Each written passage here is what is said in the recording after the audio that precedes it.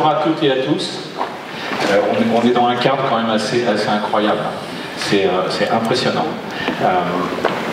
Hier, j'avais un cours de management et puis je me suis retrouvé avec un problème de connexion. Donc j'ai dû aller au service informatique et pendant qu'ils réparaient le problème, comme vous verrez, je suis un grand bavard et je suis un passionné, je leur ai dit c'est génial, demain je vais à Saint-Quentin, je vais faire une conférence, j'ai hâte d'y être, etc. Et un des informaticiens me dit j'aime beaucoup les gens du Nord. Alors je sais qu'on est en Picardie ici, j'espère que vous n'avez pas de différence avec les gens du Nord, comme les Bretons avec les Normands, mais je lui dis moi ça tombe bien, je les aime bien aussi. Et je lui dis mais pourquoi vous aimez les gens du Nord? Il m'a dit parce qu'ils sont vrais. Et effectivement, quand je suis arrivé tout à l'heure, que ce soit à l'accueil et jusqu'au moment où je suis arrivé là, j'ai vu des gens souriants, j'ai vu des gens qui avaient envie. Donc c'est vraiment un plaisir. C'est vraiment un plaisir. Alors, pour me présenter, vous avez toutes les marques pour lesquelles j'ai travaillé. J'ai été cadre supérieur dans plusieurs comités de direction. J'ai fait aussi du redressement d'entreprise. Et en fait, pendant toute cette partie-là de ma carrière, j'ai en fait toujours innové, transformé les organisations et toujours avec l'humain. Toujours.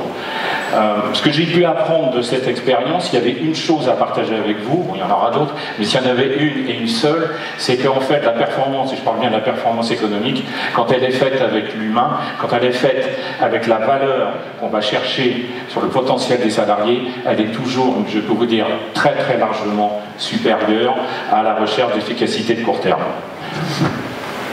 Donc je suis effectivement l'auteur de cet ouvrage, je vous le recommande pour deux raisons.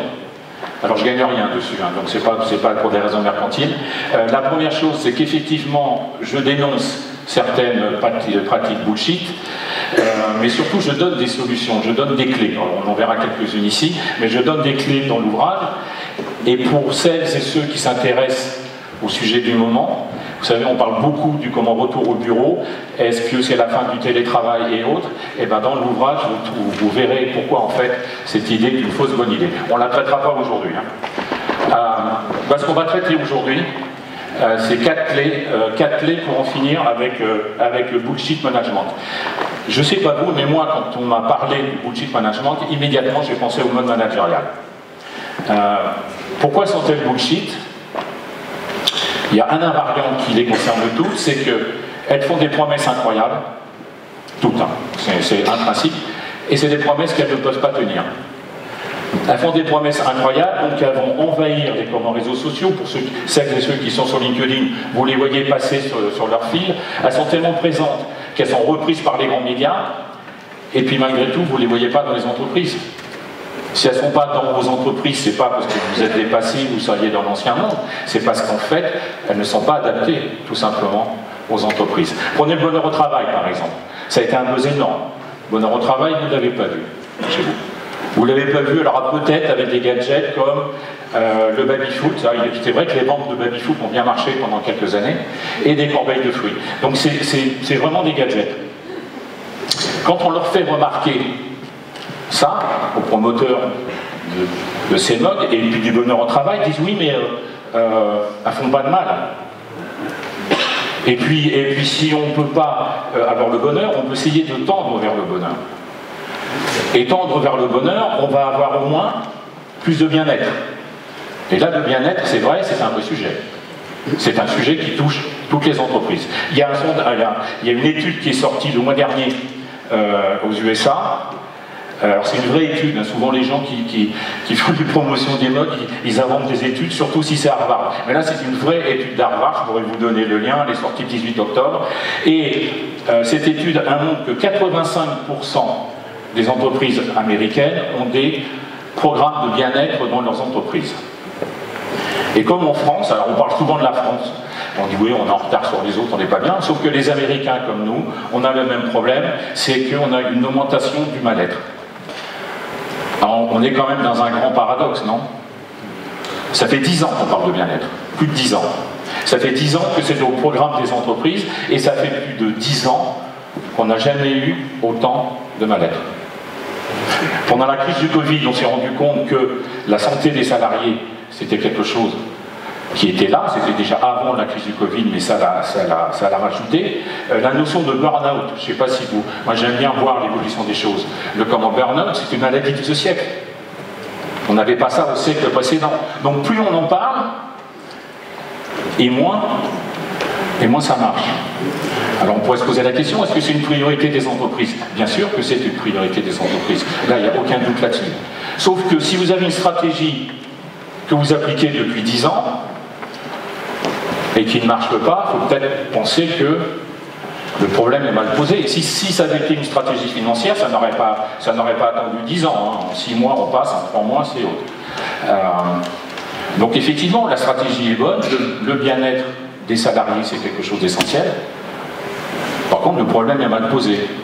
Parce qu'on ne pourrait pas le poser dans l'autre sens. Est-ce que, plutôt que de parler de bien-être, puisque ça ne marche pas, est-ce qu'on ne devrait pas aller regarder les causes de mal-être? Alors les causes de mal-être, elles sont, j'en sais quelques-unes. Un mauvais management, ça tombe bien, c'est ce dont on va parler ensemble. Le décalage entre le travail réel et le travail prescrit, la perte de sens au travail, la perte du collectif, la crise sanitaire, on s'est rendu compte avec la crise sanitaire que la notion de lien social est extrêmement importante. Là, je suis avec vous, vous n'avez même pas une idée de ce que ça me fait comme ressenti positif, le fait d'être là ensemble. Donc tous ces sujets-là, si on les prenait à bras-le-corps, peut-être qu'effectivement on arrivera à traiter le problème du bien-être. Et donc, la première recommandation que je vais vous faire, c'est de prenez de la distance avec les modes managériales. Prenez de la distance avec les modes managériales pour une raison simple, elles vous mettent sur une mauvaise voie. Les modes managériales, pour les résumer, on pourrait dire elles posent des bonnes questions, mais des mauvaises réponses. C'est pour ça que les entreprises, heureusement, ne les prennent pas, les dirigeants et les entrepreneurs ont la tête sur les épaules. Je vais vous donner un autre exemple. Les modes de l'entreprise libérée et de l'holacratie. Je ne sais pas si vous connaissez, moi, l'entreprise libérée sans doute, l'holacratie peut-être un peu moins. Elles ont en commun de taper sur les managers. J'aime bien taper sur les managers. L'entreprise libérée, c'est on vire les managers intermédiaires, et l'holacratie, c'est carrément l'entreprise sans manager. Alors, à leur décharge, tout le monde tape sur les managers. Ça, c'est un grand classique. Le manager, c'est simple, il est responsable de tous les maux de l'entreprise. Il est tellement responsable que d'ailleurs on lui met des attributs. Il y a quelques années, on parlait de manager pervers narcissique. C'était dans les années 2015. Maintenant on dit manager toxique. Moi ce que j'aime bien c'est petit chef. Petit chef j'aime bien parce que déjà vous voyez l'image du petit chef. Et puis moi quand on pense petit chef, je pense au chef. On est bien d'accord que le petit chef qui fait un mauvais management, et comme il fait un mauvais management, c'est lui le problème, c'est lui la cause. On a la cause, on a la solution, c'est facile. Sauf que le petit chef, il a un chef. Et qu'est-ce qu'il fait le chef du petit chef? Pourquoi est-ce qu'il ne réagit pas? Pourquoi est-ce qu'il ne fait rien? Pourquoi est-ce qu'il laisse faire le petit chef? Et le chef du petit chef, pourquoi lui ne bouge pas? Et on peut faire toute la pyramide, comme ça on peut monter. Maintenant, ce n'est pas qu'un problème vertical. Pourquoi les collègues ne font rien? Pourquoi les ressources humaines ne font rien? Pourquoi personne ne fait rien dans l'entreprise?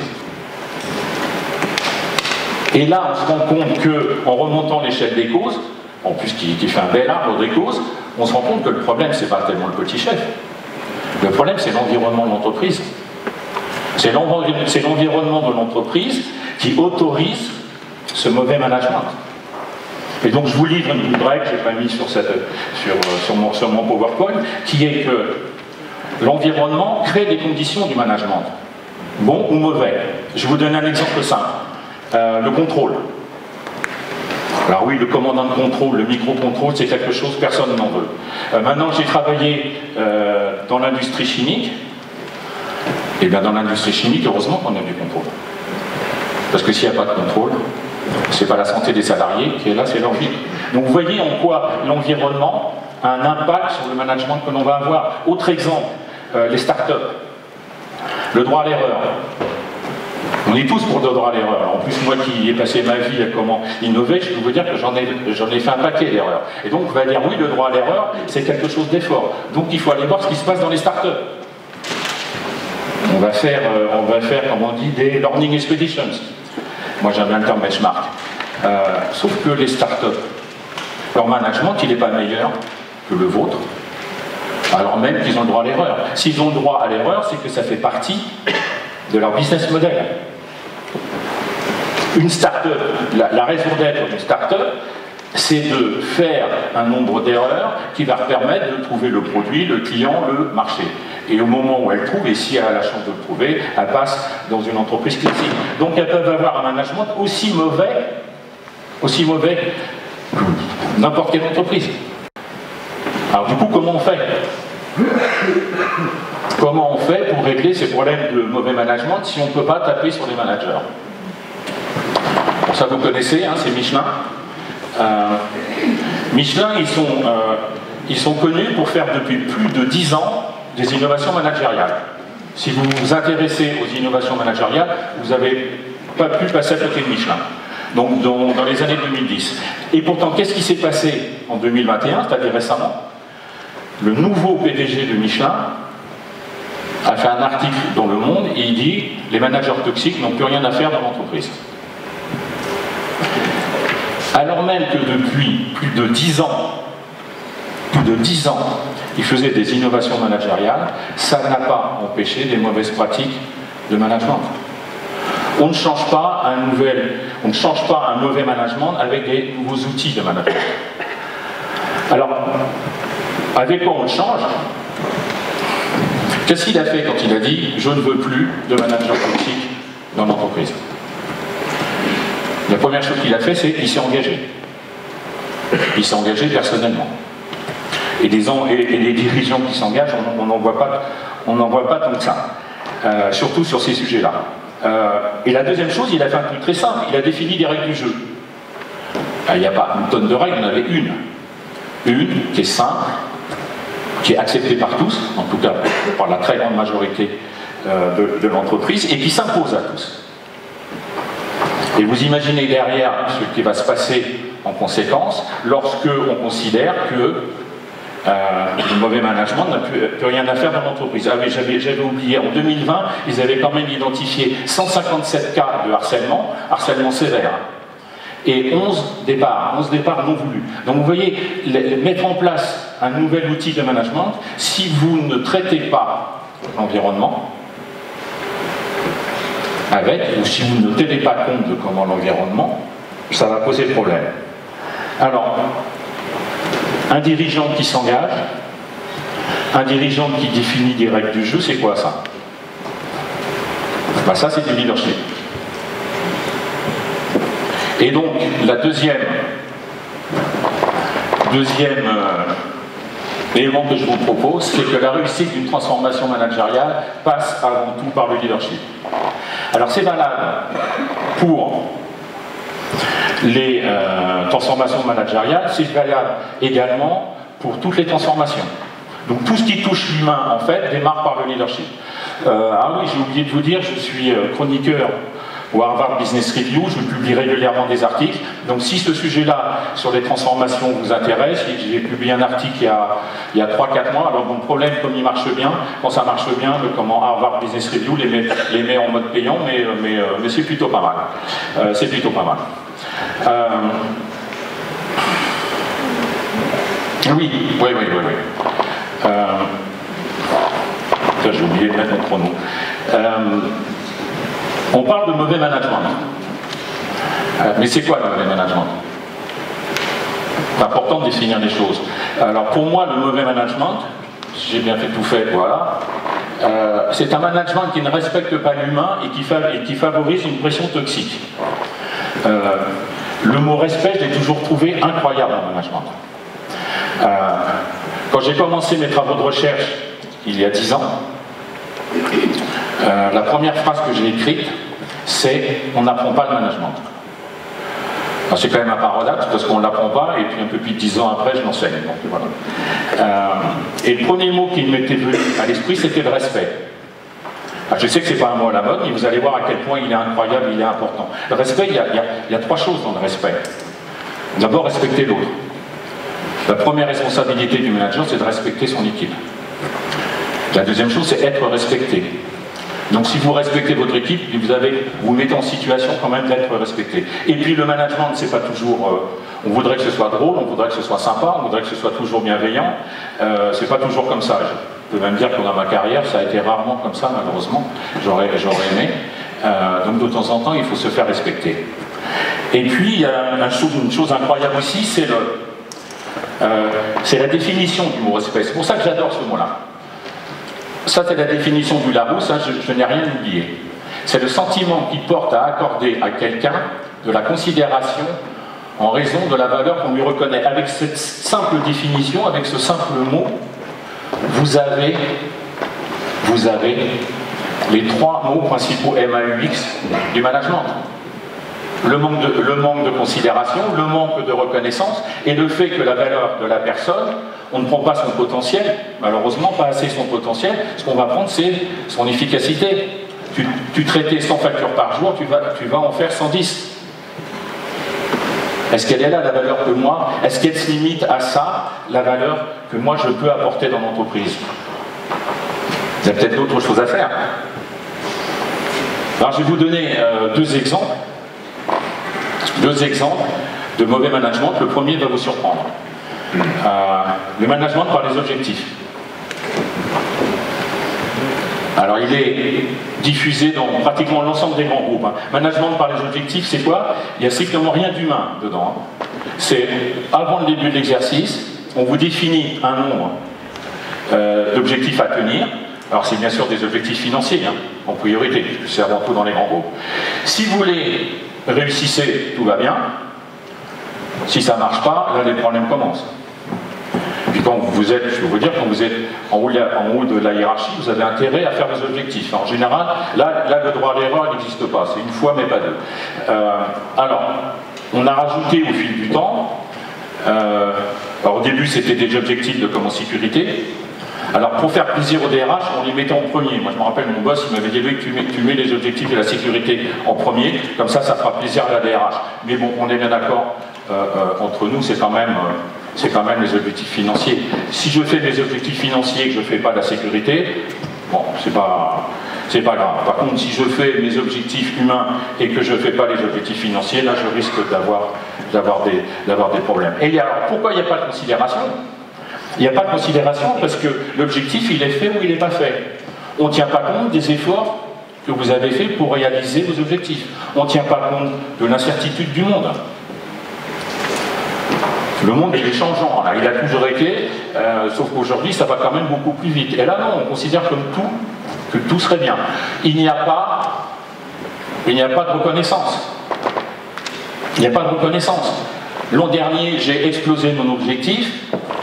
Ok, cette année, je ne réussis pas, mais si je fais la somme des deux, tout va bien. Je peux vous dire, c'est du vécu. On s'en moque. L'important, c'est de faire l'objectif de l'année. J'ai aidé, ok, j'ai pas fait mon objectif, mais j'ai fait un autre objectif qui n'était pas dans mes objectifs personnels, on s'en moque aussi. Donc vous êtes sur un modèle qui en plus encourage l'effet silo, encourage le fait qu'on perde les objectifs. Et en plus, c'est un mode de management qui favorise une pression toxique, puisque dans ces entreprises-là, on vous demande de faire toujours plus. L'année suivante, on ne va pas dire non, j'avais fait une année exceptionnelle, je vais faire moins, il y avait des éléments. Non, non, on vous demande toujours plus. Et donc ça amène l'impression. Et on assiste aujourd'hui à un retour du management par les règles. Alors on l'appelle pas comme ça, on l'appelle bureaucratie. Mais c'est toujours mieux de nommer les choses. Les managements par les règles, il n'y a pas grand-chose d'humain dedans. Et la pression, on la voit tout de suite. Alors vous avez des entreprises, moi tous les dirigeants d'entreprises que je connais qui pratiquent un management qui respecte l'humain ont tous une excellente performance. Tous une excellente. Je vais prendre l'exemple de la Maïf. À la Maïf, par exemple, les personnes qui sont... il n'y a aucun objectif individuel de vente de produits. Ce qui fait que quand vous avez quelqu'un de naïf au téléphone, la recommandation qu'il va vous faire, c'est une recommandation qui va correspondre à votre besoin. On ne va pas faire de la vente forcée. J'ai une amie là qui devient aidante avec donc sa mère, et là elle s'intéresse à ses comptes. Bon, la dame a une petite retraite, etc. Vous savez combien de comptes bancaires elle a? 4. 4, parce qu'on l'a appelé au téléphone. On l'a appelé au téléphone, oui, mais madame, il y a des stockés, etc. Et voilà ce type de vente qui amène à quelque chose qui n'est pas positif. Et donc, ça sera ma troisième recommandation: adopter des pratiques managériales qui sont centrées sur l'humain.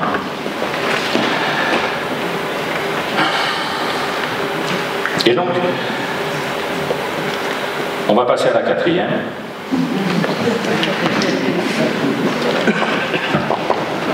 On va passer à la quatrième. On va peut-être parler des managers maintenant. Est-ce que vous vous rappelez pourquoi vous avez voulu être manager? Qu'est-ce qui a fait que vous avez eu envie d'avoir votre premier management? Alors moi je pose souvent les questions aux managers. Je fais du tutorat. Je fais du tutorat et je demande à mes étudiants, qui sont en fait en alternance, poser la question à vos managers: pourquoi vous managez? Alors j'ai des réponses qui sont en fait étonnantes. Parfois c'est dans le package.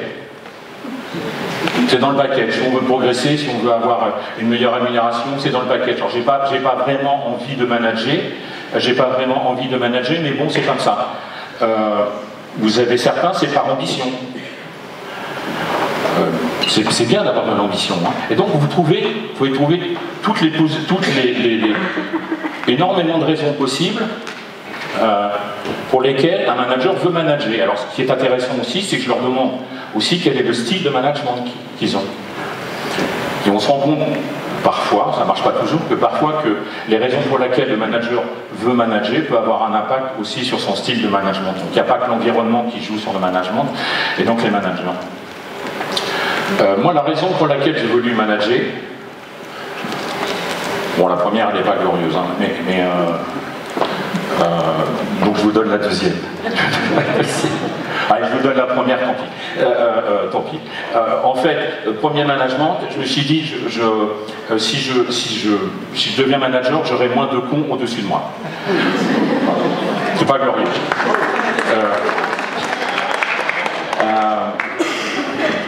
Sauf que, une fois que je suis devenu manager, je me suis rendu compte que, 1, c'est pas toujours vrai, et que 2, surtout, on est toujours le compte de quelqu'un. Voilà. Alors en fait, pourquoi j'ai voulu manager? En fait, j'ai voulu la responsabilité. Vous avez vu mon parcours, enfin j'ai mon parcours, d'ailleurs je suis allé un peu vite sur le parcours, parce que j'avais tellement envie de partager avec vous. Vous voyez, ça c'est le côté passion. J'ai oublié de vous dire, c'est que dans ma vie d'aujourd'hui, donc je suis auteur, voilà l'ouvrage, chroniqueur au Harvard Business Review, je suis chercheur, non académique, vous avez vu, c'est pas très académique, mais bon, c'est comme ça. J'enseigne, c'est une passion que j'ai découvert par le tard, c'est un bonheur que j'aurais jamais rêvé. J'enseigne alors que, je vais vous dire, je foutais rien à l'école.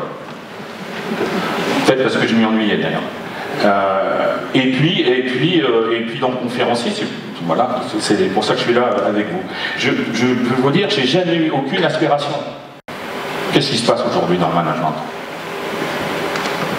On rend les managers responsables de tout. On est bien d'accord, hein. Ils sont... Pour ça d'ailleurs qu'on leur tape dessus, parce qu'on leur met en charge de tout aujourd'hui. Alors si je résume, vous me direz si j'en oublie. Je vais sans doute en oublier.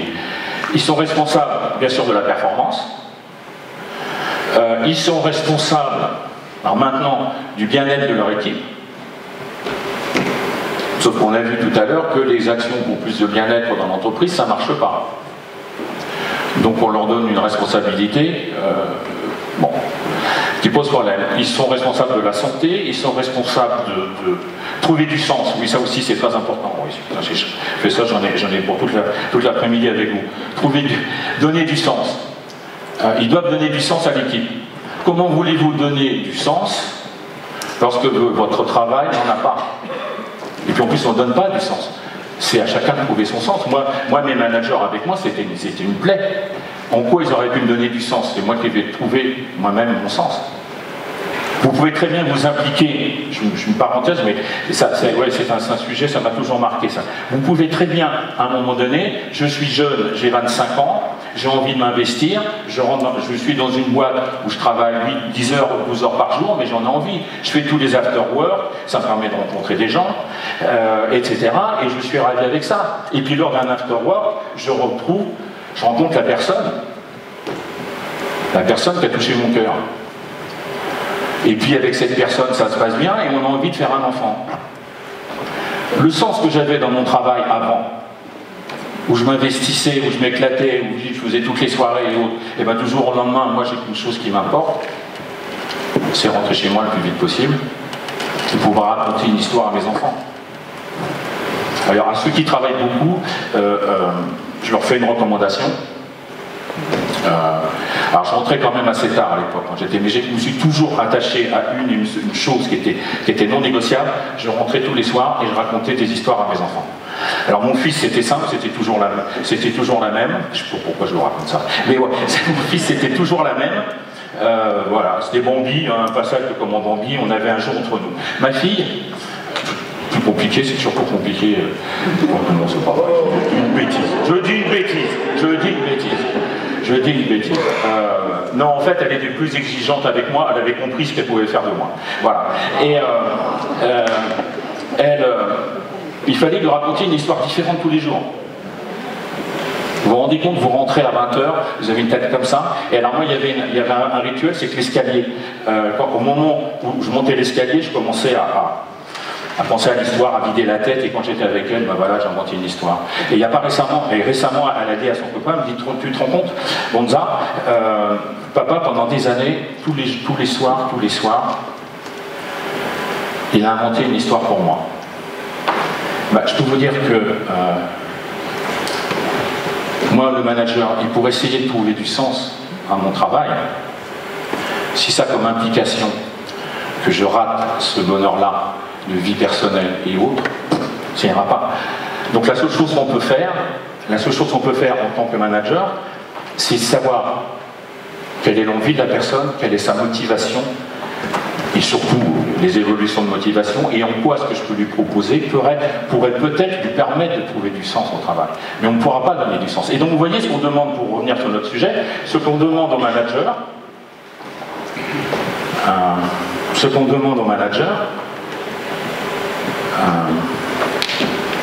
c'est de prendre des responsabilités sans leur donner le pouvoir. Je vais prendre un exemple. Ça y est, j'ai une perte de mémoire. Bah, vous allez m'aider. Vous savez, la responsabilité qui est donnée au plus bas niveau possible. Ça s'appelle comment?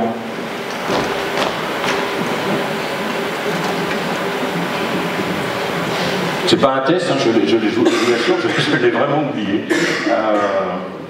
Et ben, il y a en fait un modèle comme ça de command management qui est de dire on va donner le pouvoir au plus bas niveau possible. Mais au plus bas niveau possible, c'est pas au plus bas niveau. Le plus bas niveau possible, c'est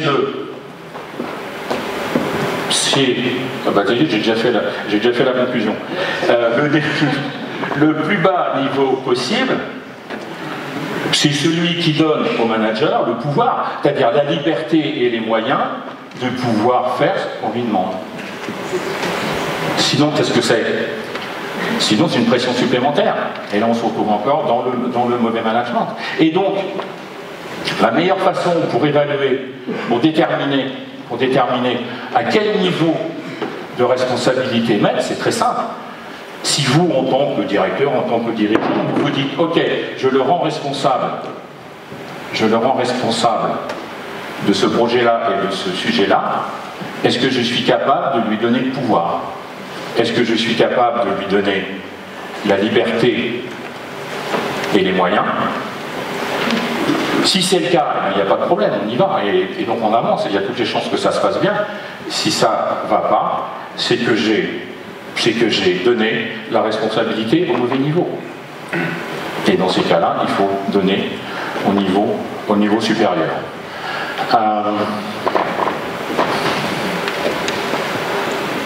Est-ce que j'ai oublié quelque chose? Bah non. Donc si vous voulez, alors il y a énormément, il y aurait bien sûr énormément de choses vous pourrez voir sur, pour en finir avec ce bullshit management. Là c'est déjà 4 clés, il y en a forcément d'autres. Je n'ai pas la volonté d'être exhaustif. Mais si vous faites ces 4 clés-là, si vous, à la fois, prendre de la distance avec les modes managériales, une transformation managériale passe avant tout par le leadership, l'importance de leadership. L'importance de leadership sur tout ce qui passe l'humain. Le leadership commence là où le management s'arrête. Là où le management ne peut pas aller. Le management ne peut pas aller dans le long terme, bien sûr. Souvent on dit manager court terme, leader long terme, mais le manager ne peut pas jouer sur l'environnement. C'est très compliqué de jouer sur l'environnement. Et là c'est souvent des niveaux hiérarchiques importants. Et là où le management s'arrête, le leadership commence. Des pratiques managériales centrées sur l'humain.